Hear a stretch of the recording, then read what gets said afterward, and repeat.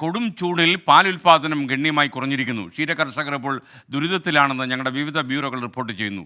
ചൂട് കൂടിയതോടെ പശുക്കൾക്ക് പലവിധമായ രോഗങ്ങളും ഉണ്ടായിട്ടുണ്ട്. പൊള്ളുന്ന വെയിലിൽ കടുത്ത പ്രതിസന്ധിയിലാണ് ക്ഷീരമേഖല. പല പശുക്കളും അവശ നിലയിലായി.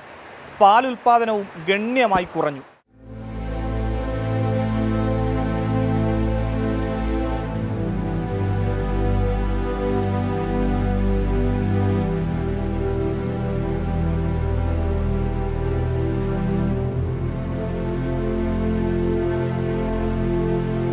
ഇത് കുട്ടനാട് പണ്ടാരക്കുളത്തെ ജിനോമോൻ വർഗീസിന്റെ വളർത്തു പശുക്കളാണ്.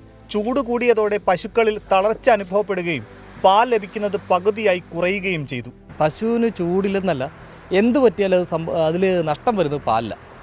പാല് കിട്ടത്തില്ല, നമുക്ക് പാലുണ്ടാകത്തില്ല. പാലിൽ പിന്നെ കർഷകൻ്റെ കാര്യം കഷ്ടപ്പാടാണല്ലോ. ചില പശുക്കൾ തളർന്ന് വീഴും. ചില പ്രസവത്തിൻ്റെ സമയമൊക്കെ ആണെന്നുണ്ടെങ്കിൽ ഭയങ്കര പാട് തന്നെ. പശുക്കളെ ഉൽപ്പാദനശേഷി കൂടിയ പശുക്കൾ പ്രതിരോധ ശക്തി ഇച്ചിരി കുറവായിരിക്കും. അപ്പോൾ അതിനെ അതുപോലെ പ്രൊട്ടക്റ്റ് ചെയ്യണം. അതുപോലെ പ്രൊട്ടക്റ്റ് ചെയ്യാണ്ട് നമ്മുടെ കാലാവസ്ഥയ്ക്ക് ഈ ചൂടിന് നമുക്ക് പറ്റത്തില്ല. അപ്പം കർഷകന് നഷ്ടം വരും. സങ്കര ഇനം പശുക്കൾക്ക് നാടൻ പശുക്കളെ അപേക്ഷിച്ച് ചൂട് താങ്ങാൻ കഴിയില്ല. പച്ചപ്പുല്ലിന്റെ ലഭ്യത കുറഞ്ഞതും കർഷകർക്ക് തിരിച്ചടിയായി.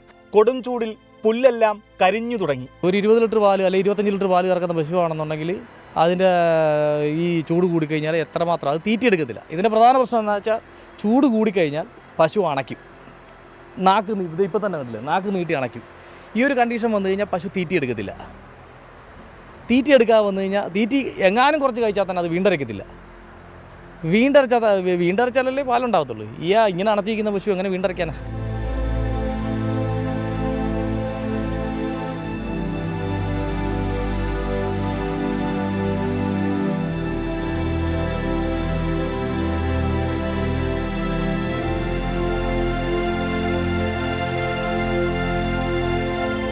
ചില ഫാമുകളിൽ ഫാൻ, ഷവർ എന്നിവയൊക്കെ ഉണ്ടെങ്കിലും സാധാരണക്കാരായ കർഷകർക്ക് ഇത്തരം സൗകര്യങ്ങളില്ല. മൃഗാശുപത്രികളുടെ നേതൃത്വത്തിൽ പ്രത്യേക ക്യാമ്പുകൾ സംഘടിപ്പിച്ച് കന്നുകാലികൾക്ക് മരുന്നും പോഷക വസ്തുക്കളും നൽകണമെന്നാണ് കർഷകരുടെ ആവശ്യം. നുരയുമ്പോൾ നിൽക്കുന്ന അതിൻ്റെ ടെമ്പറേച്ചർ, ശരീരത്തിൽ ടെമ്പറേച്ചർ, ചൂടിൻ്റെ അളവ് കൂടി. നമ്മൾ ചൂട് കൂടിയെന്ന് പറഞ്ഞ് നമുക്ക് ഒരു നനയ്ക്കുന്നതിനൊരു പരിധിയുണ്ട്. ഒന്നോ രണ്ടോ അല്ലെങ്കിൽ 3, 4, 5 പ്രാവശ്യമൊക്കെ നമുക്ക് ഇപ്പം 3, 4, 5 പ്രാവശ്യം നനയ്ക്കുന്നുണ്ട്. അങ്ങനെ നനച്ചുകൊണ്ടിരുന്നാൽ അതിൻ്റെ കുളമ്പിന് പ്രശ്നം വരും. കുളമ്പിന് വേദന വരും. കുളമ്പിന് വേദന വന്നാലും പ്രശ്നമാണ്.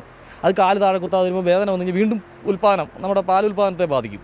അതേസമയം ക്ഷീരവകുപ്പ് പ്രത്യേക സഹായം നൽകുമെന്ന് പറഞ്ഞിട്ടുണ്ടെങ്കിലും പലതും അപര്യാപ്തമാണെന്നാണ് കർഷകർ പറയുന്നത്. പ്രതിസന്ധി എങ്ങനെ പരിഹരിക്കുമെന്ന കാര്യത്തിൽ ക്ഷീരസംഘങ്ങൾക്കും വ്യക്തതയില്ല. MT അധീഷിനൊപ്പം മനീഷ് മഹിവാൽ, 24 ആലപ്പുഴ.